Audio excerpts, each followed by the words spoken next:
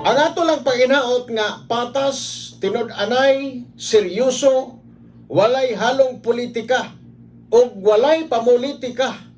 Samot ng panginaot na to nga walay korupsyon dinha sa likod sa investigasyon mga higala sa mga giingong anomalya sa flood control o kining mga ghost project.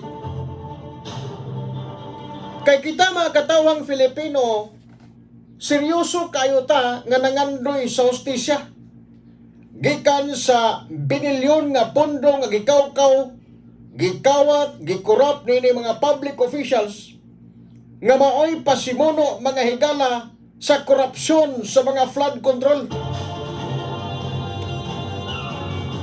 Sumunang hangyo nato sa ICI kay giporma man mo diha, gi-appoint man mo, wa man may kahibalong mga katawhang Filipino o kinsa mo diha, ang among nahibalan basta't kat dunay ICI nga nag-imbestiga sa flood control, seryoso ta.